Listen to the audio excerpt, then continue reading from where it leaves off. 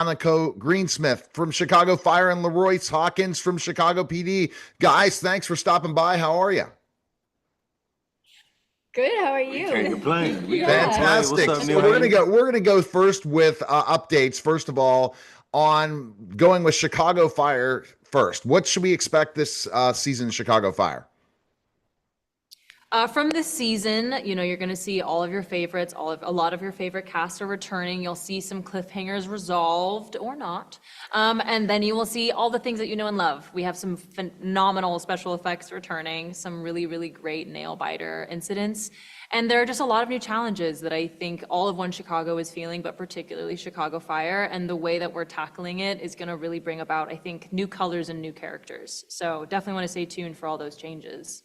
All right, so let's talk about Chicago PD, the same thing. Yeah, I think, last time we saw Chicago PD, our unit was disbanded.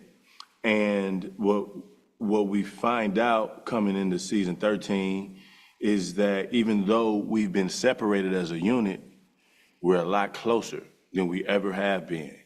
And we're digging deeper into who we are, how we're built, where we're from, and we're using our roots to motivate these stories this season. I think the writing room has been amazing in how they've tried to break the rules of our normal formula while also honoring the foundation of how we tell stories. So I'm just very excited for the fans to lean into this one. I think it's going to be our best season so far. All right, fantastic. Chicago Med. Chicago Med, we're coming out strong with a dance floor that has collapsed. So we've got a bunch of patients flooding into our hospital, and we're right on the ground medically with all of that. And on the flip side, or actually coinciding, a dual life always of a first responder is while all of this is happening and life or death is happening, we're also picking up the pieces from last season with a lot of confirmations that were made with different people's health diagnoses or where they're at in their own journey personally. So we are definitely dealing with the hospital as the whole in Chicago, but also very much there is a lot going on for each of our characters individually, and just to see how they live that dual life within this season is a big pull. So I've had the pleasure of interviewing Leroy and Hanako before, but can you give me, Jesse, a little bit of about your character for our listeners? I'm going to go around the horn still and where it's developing. Yes. Tell them, keep it real. Okay. So I play Dr. Hannah Asher. She's an OBGYN who is in recovery from addiction.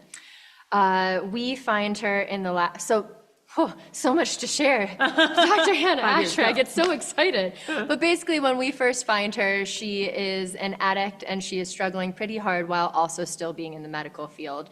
So when she comes back to us after some recovery, she's fighting through stigmas and stereotypes. She has a very strong presence within the hospital, and she's had some relationships within the hospital as well. And what we're coming on to this season is she's pregnant. So we reveal in the first episode who the father's going to be.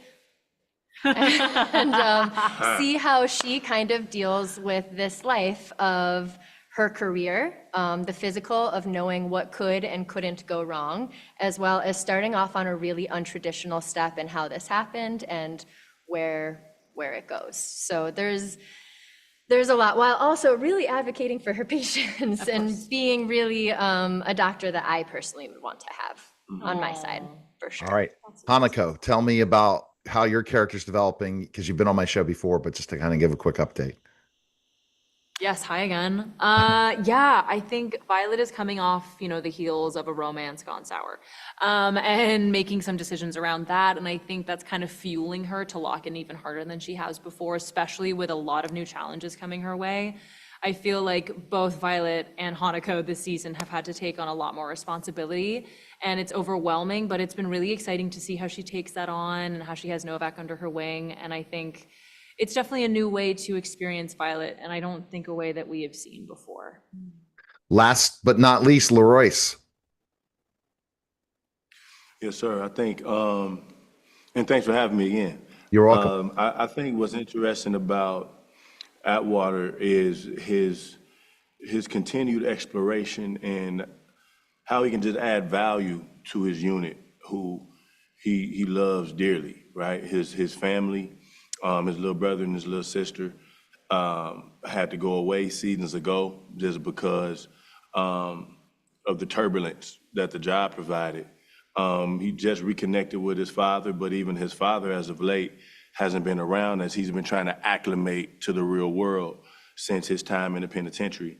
So right now, Atwater, all he has is his unit, and we find him kind of lonely in his personal life, but very motivated in his professional life, as that invisible bridge that his unit can depend on, but they don't see coming, you know. So I think the fans are going to have a good time with Atwater this season. If you like Atwater, some of us, some of us have our preferences.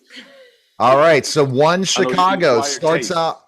Absolutely. One Chicago, 8 p.m. Eastern. It all starts October 1st. Guys, appreciate it. Thanks again, Chicago Fire, 8 p.m., 9 p.m. Chicago Med, and 10 p.m. Chicago PD. I appreciate it, guys. Thanks for stopping by. And thank you for the round table discussion. Take care.